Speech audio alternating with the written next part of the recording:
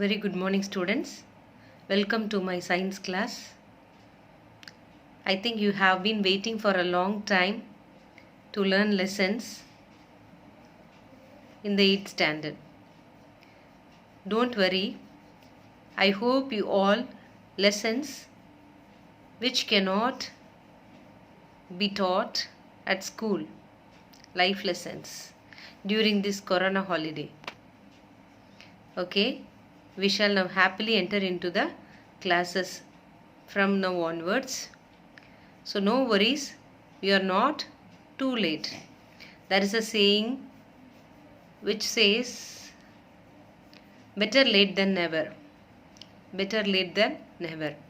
So we are late but not never. So be happy with that. We shall enter into our science class. So what do you mean by science? So you are from your childhood onwards, you have been studying science as environmental studies from your 2nd standard, 3rd standard, like that. In your primary sections, you might have studied environmental studies. Later, while you entered into 6th standard, you studied science. So there are 3 major divisions in science: physics, chemistry, and biology.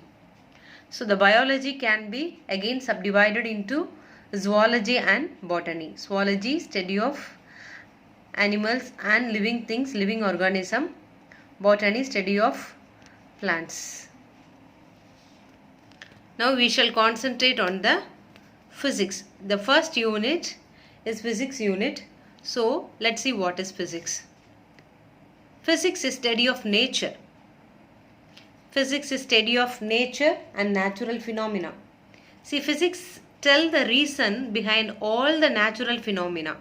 Why the lightning happen, why thunder is happening, what is the reason behind the boiling milk, what is the reason behind preparing dosa, why the pressure cooker is shouting. So everything there is reason given by physics. So nothing is puzzled in front of physics. So second, all the physical phenomena based on experimental observations.